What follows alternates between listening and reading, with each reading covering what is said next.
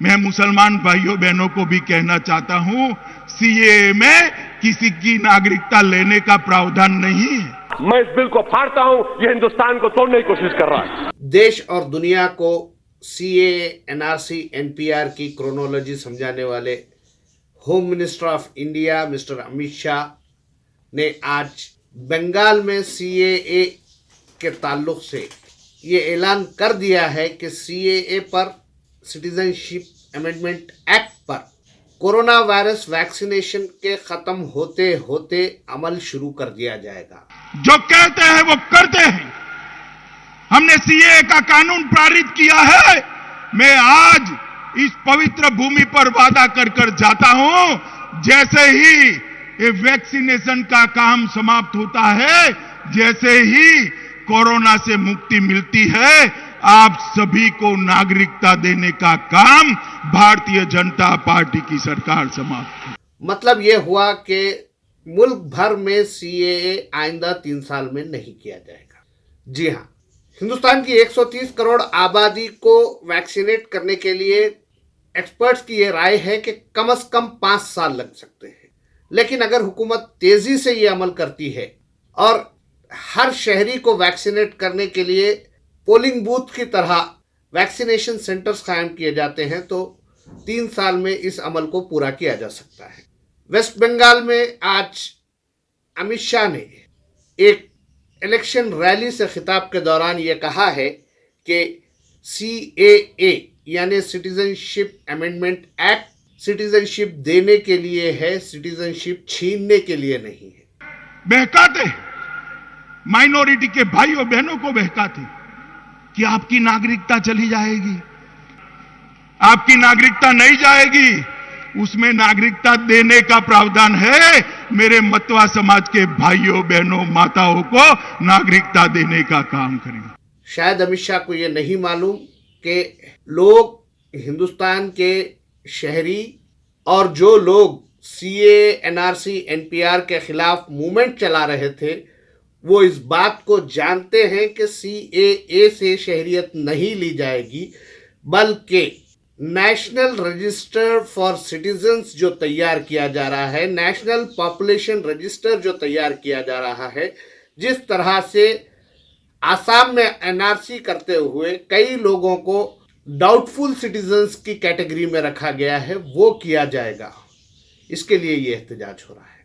CAA government implement करने जा रही है। जब पार्लियामेंट में सिटीजनशिप अमेंडमेंट बिल पेश किया गया, उस वक्त कई हंगामे हुए। शाहीन बाग का एहतजाज शुरू हुआ, काफ़ी लंबे समय तक ये एहतजाज जारी रहा। हिंदुस्तान भर में एहतजाज किया गया। हैदराबाद में मुनफरिद तरीके से फ्लैश प्रोटेस्ट शुरू किया गया। उसी के साथ साथ हैदराबाद में मिलियन मार्च हुआ, तिरंगा रैली निकाली गई। दिल्ली में शाहीन बाग बना। दिल्ली को देखते हुए मुल्क के कई मुकामात पर शाहीन बाग बनाया गया। हुकूमत ने ताकत के जोर पर शाहीन बाग के तर्ज के एहतजाज को ख़त्म करवाया।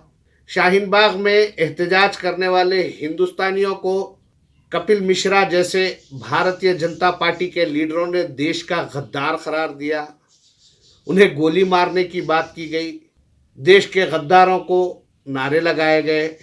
न सिर्फ नारे लगाए गए बल्कि गोली मारने की कोशिश की गई। उसके बाद जब कोरोना वायरस की वबा फैलने लगी, तब जाकर ये एहतजाज मजबूरी की हालत में ख़त्म किया गया। शाहीन बाग को उठाया गया क्योंकि कोरोना फैलने का खदशा था। शाहीन बाग में एहतजाज जारी था। यही होम मिनिस्टर थे, इन्होंने दिल्ली के इलेक्शन कैंपेनिंग के दौरान कहा था कि बटन यहाँ दबाओ, करंट शाहीन बाग में लगना चाहिए। ऐसा बटन दबाओ कि करंट शाहीन बाग को लगे। जो मैसेज अब तक कन्वे करना चाह रहे थे, वो अमित शाह को अचानक मुसलमानों से हमदर्दी होने लग गई। ऐसा क्यों हुआ? वेस्ट बंगाल में जहां मुसलमानों की बड़ी आबादी है और अब तक भारतीय जनता पार्टी ये कहती आई है कि ये घुसपैठिए हैं और इन घुसपैठियों को निकालने के लिए बीजेपी को इख्तिदार में आना ज़रूरी है। लेकिन आज अचानक पॉलिटिकल रैली से खिताब करते हुए अमित शाह ये कह रहे हैं कि जो लोग हिंदुस्तान में रह रहे हैं 70 साल से, उन्हें तो सिटीजनशिप दी जाएगी। ये सीएए में सिटीजनशिप देने का प्रावधान है, सिटीजनशिप छीनने का कोई प्रावधान नहीं है। अगर कोई प्रावधान नहीं है तो आसाम में क्यों लोग डिटेंशन कैंप्स में हैं? क्यों एनआरसी के नाम पर उन्हें डाउटफुल सिटीजन्स करार दिया जा रहा है?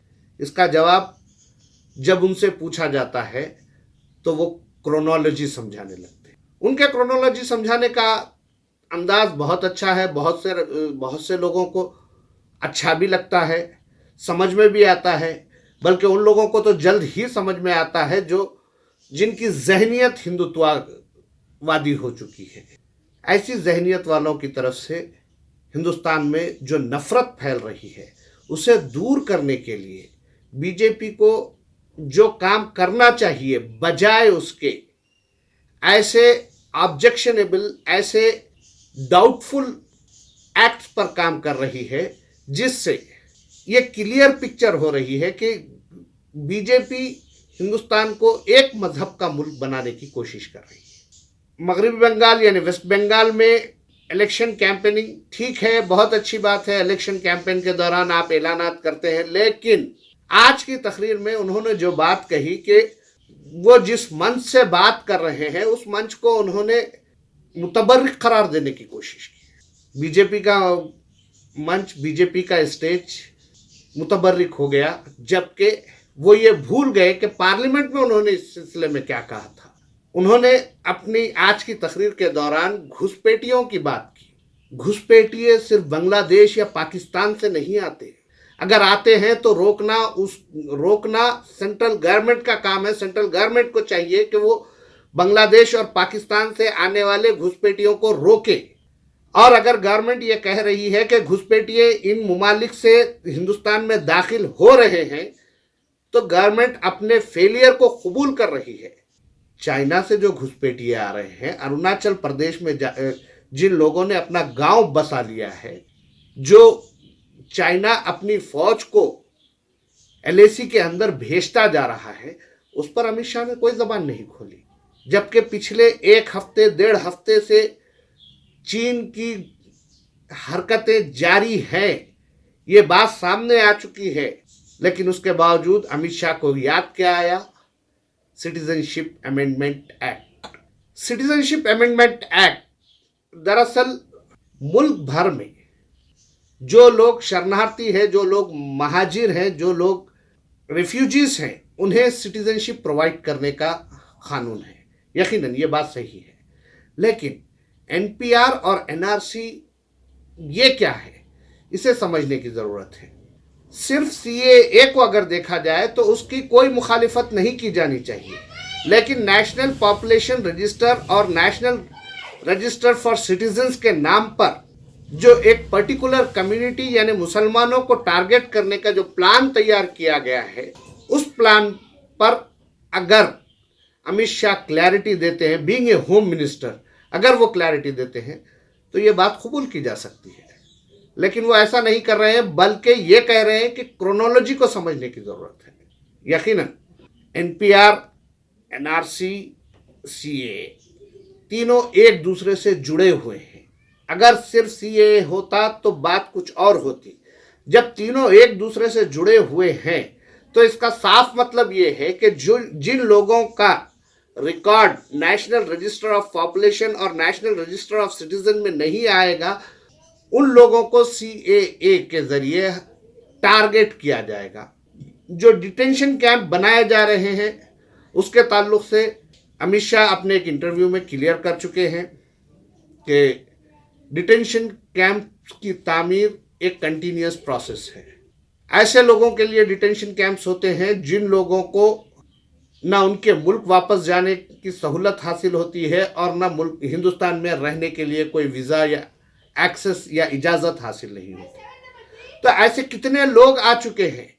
सबसे पहले गवर्नमेंट ऑफ इंडिया की यह जिम्मेदारी है कि वो इस बात को क्लियर करे कि ऐसे कितने लोग हिंदुस्तान में हैं और किस कंट्री से है जो विदाउट वैलिड डॉक्यूमेंट्स यानी बगैर वीज़ा, बगैर आइडेंटिटी, बगैर इजाज़त के हिंदुस्तान में रह रहे हैं। अगर लाखों में ये तादाद है तो हुकूमतें अब तक कर क्या रही थी? ये आए कैसे? उन्हें यहाँ रहने किस तरह से दिया गया? ये तमाम हुकूमतों के लिए एक सवाल है। अगर पर्टिकुलर किसी कम्युनिटी या सराउंडिंग नेशंस के माइनॉरिटीज़ को CAA के जरिए सिटीजनशिप देने की बात की जाती है तो क्या दुनिया के दीगर कंट्रीज में रहने वालों को CAA के जरिए इंडियन सिटीजनशिप राइट क्लेम करने का हक हासिल होगा? इस बात पर हुकूमत अब भी खामोश है। अगर होगा और किसी दुश्मन मुल्क से लोग आकर हिंदुस्तान की शहरियत पूछते हैं तो ऐसे में हुकूमत क्या करेगी? हुकूमत इसका जवाब नहीं दे रही है, बल्कि अमित शाह साहब को आज मुसलमानों से इतनी हमदर्दी हो गई कि वो ये कह रहे हैं कि एक भी मुसलमान की सिटीजनशिप CAA के जरिए नहीं छीनी जाएगी। इस सिटीजनशिप अमेंडमेंट एक्ट के जरिए सिटीजनशिप प्रोवाइड की जाएगी। उनको गुमराह कर रहे हैं। मैं देश के गृह मंत्री इस नाते पवित्र मन से कहना चाहता हूं, CAA के अंदर एक भी मुस्लिम भाई बहन की नागरिकता चली जाए, इस प्रकार का कोई प्रावधान नहीं है। अगर आपको इतनी ही हमदर्दी है तो आप NPR NRC के रूल्स क्लियर फ्रेम करें।